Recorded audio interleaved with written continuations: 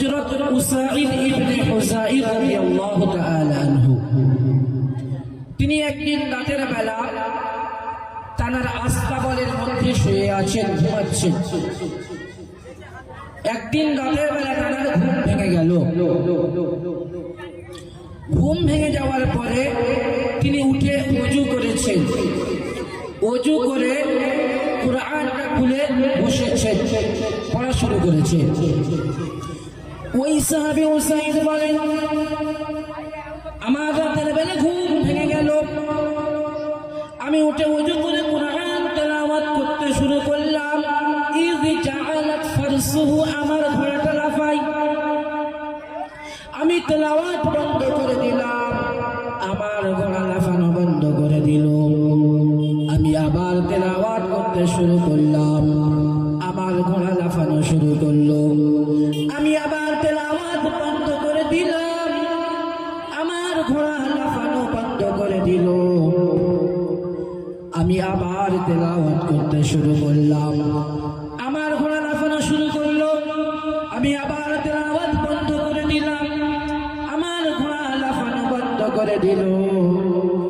আর আমি এই কারণে তেলাওয়াত বন্ধ করে দিলাম, খাশিতু আন তাতা ইয়াহিয়া, আমার সন্তান ইয়াহিয়া ওই ঘরে ঘুমায়, না জানি ওই ঘোড়ার পদস্থলী হয়ে আমার সন্তান ইয়াহিয়ার মৃত্যু হয়ে যায়। এই জন্য করে আমি কুরআন তেলাওয়াত বন্ধ করে দিলাম। আমার আর দ্বিতীয় কোনো ঘর নাই, একটাই মাত্র ঘর, যেটাকে আমি আস্তাবল বলি, যেখানে আমার ঘোড়া, আমার সন্তান ইয়াহিয়া এবং আমি উসাইদ ইবনে হুযাইর একটা ঘরের মধ্যে থাকি।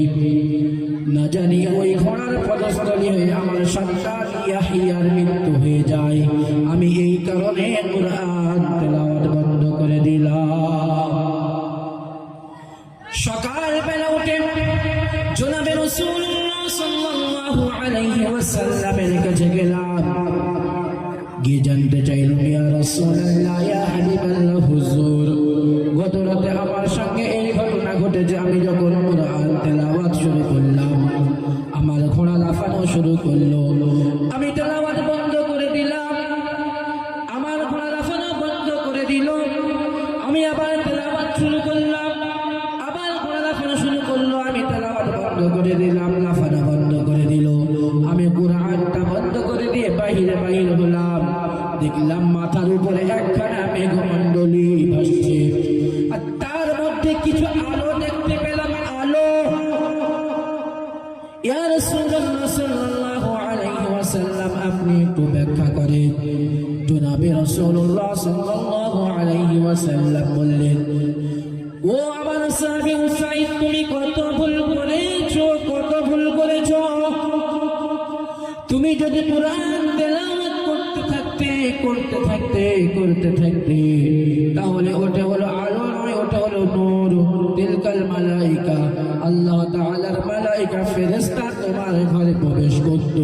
যদি বলেন সুবহানাল্লাহ, একটু জোরে বলা যাবে না সুবহানাল্লাহ? আর যখন ফজরের মুসল্লিরা নামাজ পড়তে আসবে, তখন তারা কিন্তু সচক্ষে ওই আল্লাহ তাআলার ফেরেশতাদেরকে সচক্ষে দেখার সুযোগ হয়ে